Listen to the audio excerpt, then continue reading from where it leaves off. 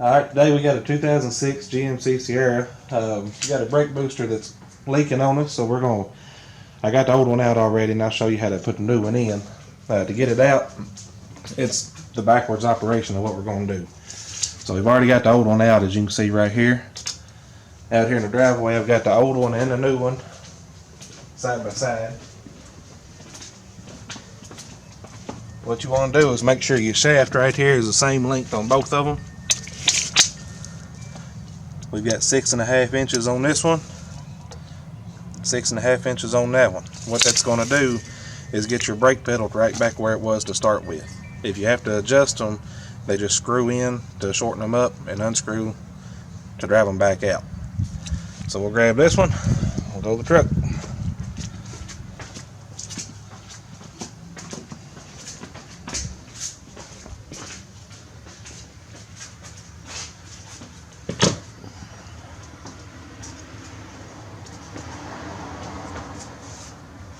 You got this here, and on the old one the check valve was on the right or the left side at the top, so that's where we're going to put it back.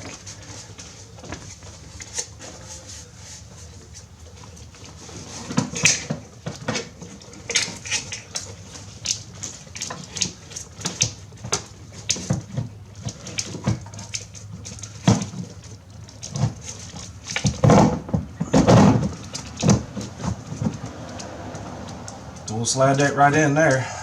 You don't want to force it, because if you hit that rod and try to drive it in, it'll damage the diaphragm, and there goes your factory warranty and your diaphragm, so you'll have to buy a new one and start over with.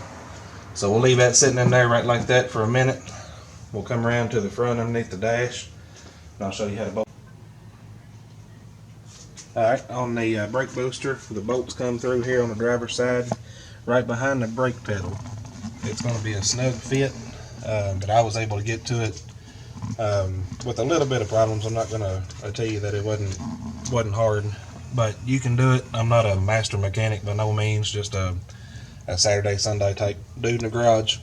What I was able to use to get to it was a 3/8 drive ratchet, a 15mm deep well socket, and a 3/8 swivel.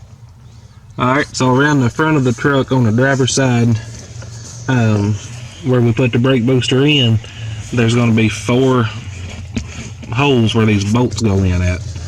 And it's simple. I mean, you just put the nut on the stud and tighten it up. But I can't really get the camera in here to give you a good shot of all 4 of them. But the bottom left is right here. There's a bottom right that's behind this piece, this metal piece right here, and it's directly behind it, and that's the bottom right. Directly above is your top left and top right studs for your nuts. So we'll just get those put on real quick. Alright, I was able to get the camera down here to give you a little better vantage point.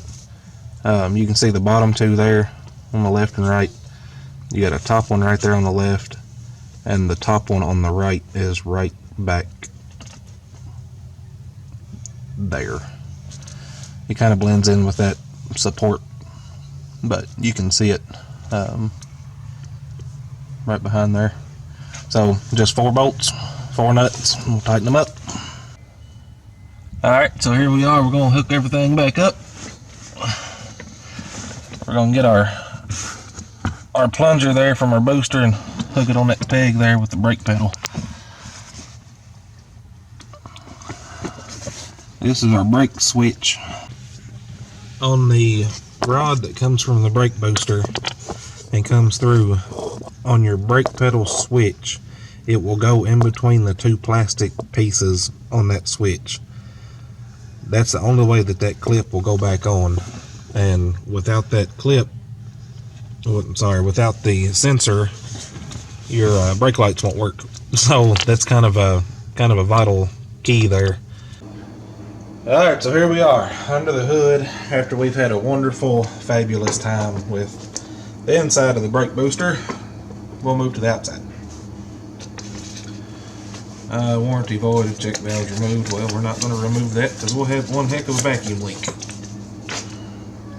So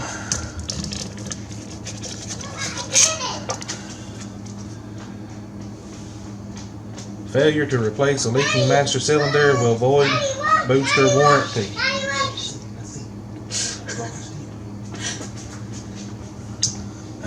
Gotta love them little ones. They want to help. So I replaced the master cylinder about a month ago, so I know that's good. The brake booster does come with a little O-ring for the end of the brake booster, and it will go around right here. Make sure you put that on there. Just keeps any air from coming in. You're not going to lose any brake fluid because, of course, master cylinder is a sealed unit. But we'll put this on.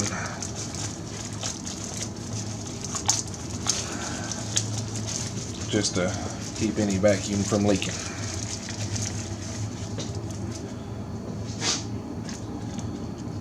I'll slide that around. Put him. Make sure you have the gasket, that O-ring that came with your brake booster. Make sure you have it past that groove to give you a good seal. Right there.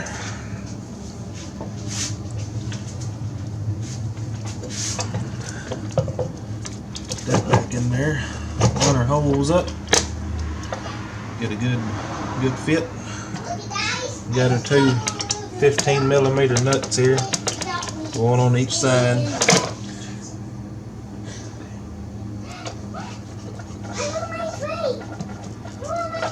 We don't want to tighten them up all the way on one side. You kind of want to work both of them at the same time.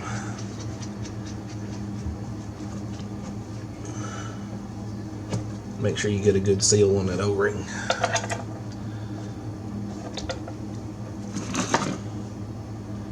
9/16. There's our 15.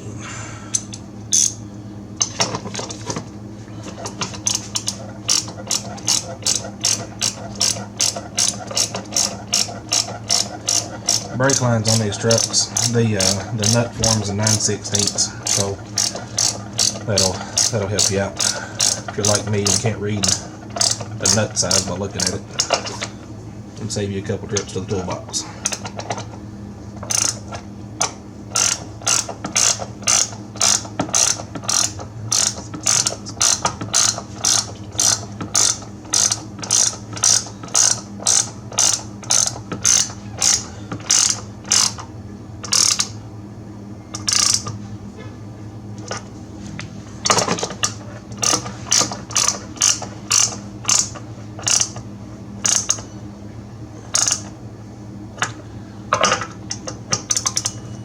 Good rule of thumb I have is go a snug fit and then go a quarter turn past, and that's good and tight.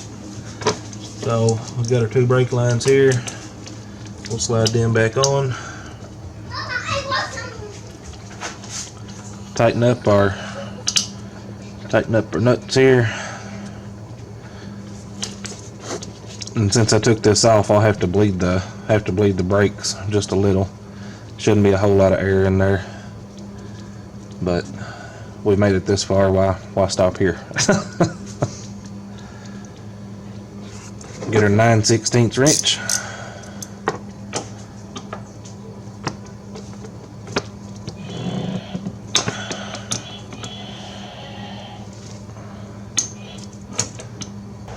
Last thing, make sure you plug your connector back in for your brake fluid level.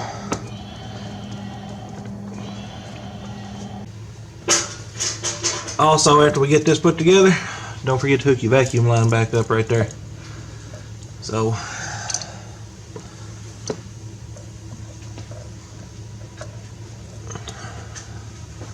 take your clamp, about right there.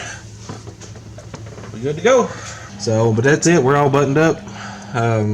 Everything's back together. Make sure when you put your brake booster in and you put that clip back on, make sure you plug it back up.